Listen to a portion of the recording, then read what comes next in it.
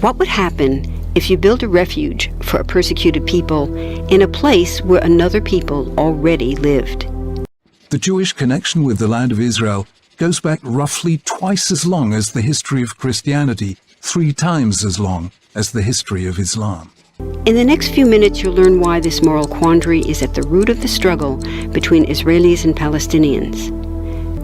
First, there are a couple of things it's helpful to understand. Jews are the only nation in history ever to have established a nation-state in the land.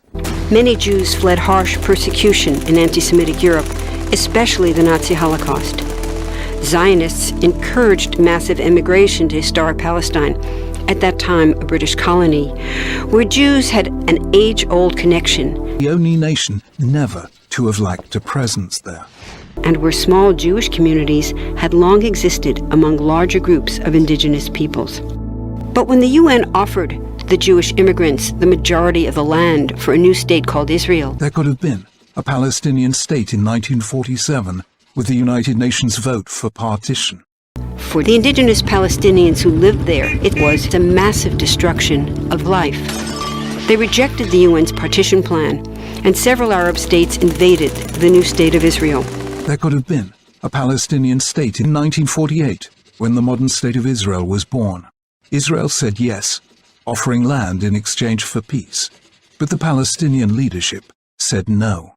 Israeli forces essentially erased over 400 Palestinian villages and towns. By the end of the fighting, Israel controlled 78% of historic Palestine. And when 750,000 Palestinians who fled or were expelled during fighting tried to return to their homes where the new state now stood, they were permanently barred by the Israeli government. While over 100,000 of their relatives and neighbors who hadn't left became second-class citizens of the new state, along with the new Jewish majority. In 1948, 1967, and 1973, Israel's enemies tried to destroy it militarily, by war, and they failed. To sum up, one group of refugees found a much-needed home, but in the process, a new group of refugees was created. Any nation can be held to account at the bar of human rights, but in a world awash with human rights abuses, to focus on one nation only, and that the only effective democracy in the Middle East, looks less like a campaign for human rights than a campaign against Israel's very right to be. Today, Palestinian refugees and their descendants number in the millions. Most are in the Gaza Strip, the West Bank, and Jordan. Many are spread throughout the world, with millions still living in refugee camps, seeking to return to their homeland. And because Israel is the world's only Jewish state, and the only state whose very right to exist has been constantly challenged, the campaign against it is recognizably the latest mutation of the world's oldest hate, anti-Semitism. Here's the second thing to understand. Israel was founded as a Jewish state. But now ask yourself, what exactly does that mean? People had lots of ideas about what a Jewish state should look like. Some called for equality for all citizens. Human rights are the rights we have because we are human. They are universal or they are nothing. So the test of any movement in support of human rights is it really universal? Or is it a matter of rights for some, but not for others? What was created, in practice, was institutional discrimination against non-Jews. In other words, Israel ended up being built on a blueprint of exclusion. In 1975, Israel's enemies tried to destroy it politically, with the notorious Zionism is racism motion in the United Nations, and they failed.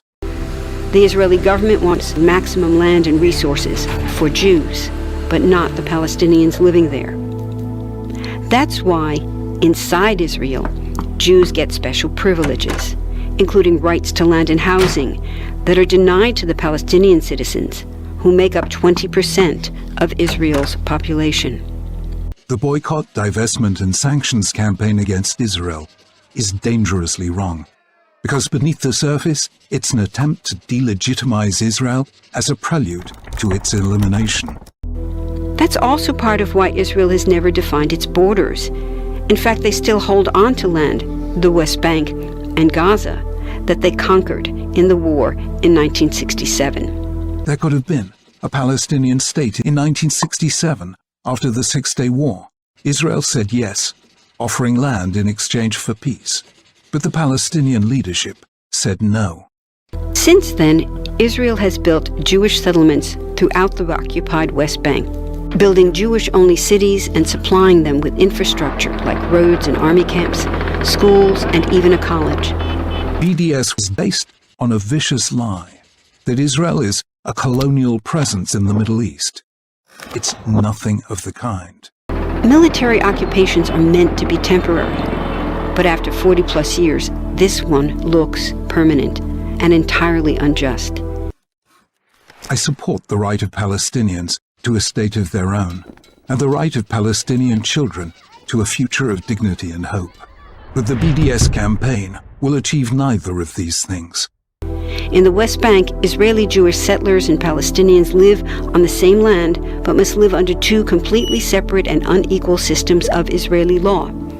The Jewish settlers dominate the natural resources, including water and agricultural land, and they're backed by the Israeli army. If the BDS movement were really about human rights, its supporters would be protesting the breakdown of human rights in countries across the Middle East. To maintain the occupation, Israel has demolished thousands of Palestinian homes and orchards, confiscated Palestinian land, bombed a captive civilian population in Gaza, and punished resistance with raids, arrests, and assassinations, all to gain maximum land, while making life so difficult for Palestinians that they will either leave or be too afraid to resist. If the BDS movement were really about human rights, its supporters would be protesting the breakdown of human rights in Africa and around the world. They would be demonstrating against the barbarism of ISIS. They would be campaigning against the abuse of human rights by Hamas in Gaza. Palestinians have fought back. For decades, they tried to achieve national liberation through armed struggle. Some groups still do. From 1994 to 2002, Israel's enemies tried to destroy it psychologically by a campaign of suicide bombings, and they failed. But the majority now support popular protest instead. Now, through the BDS campaign, Israel's enemies tried to delegitimize it morally. This too will fail, but it's serious. Now that you understand the problem, what about the solution? What about peace talks? So far, over 2 decades of U.S.-backed peace talks have actually made things worse by helping Israel continue the occupation. There could have been a Palestinian state in 2000 at Camp David, 2001 at Taba, in 2007 under Ehud Olmert, and since. In each case, Israel said yes, offering land in exchange for peace, but the Palestinian leadership said no. It's been years of talking while Israel massively expanded the Jewish settlements and literally redrew the map. Peace talks are good if they're real, but not when they're theater to cover a land grab. And even when Israel unilaterally withdrew from territories such as South Lebanon in 2000 and the Gaza Strip in 2005, the space was immediately filled by terrorist organizations, Hezbollah and Hamas, dedicated to Israel's destruction. So now what? The current world superpower, the United States, has been a terrible friend, enabling Israel's destructive and self-destructive expansion onto Palestinian land by funding the Israeli military, the biggest recipient of U.S. foreign aid in the world. But the conflict is not a zero-sum game. From war and violence, both sides lose. From peace and security, both sides win. There's another superpower that can make the difference. You.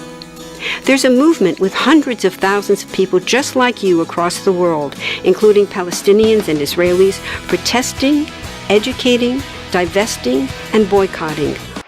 Simply put, the BDS campaign will delay, defer, and endanger the very chance of a Palestinian state.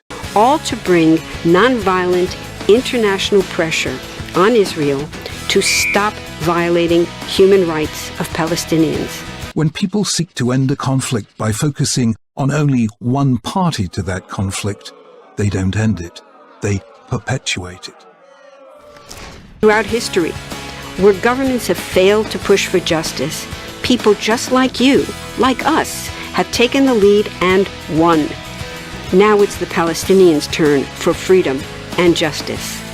We can pressure Israel to end the occupation and the discrimination. If we really care about the rights of Palestinians, then we must care about those of Israelis likewise. Rights are universal, or they are nothing. We want all people, Jews and Palestinians, to have equality, human rights, and democracy. We can change history.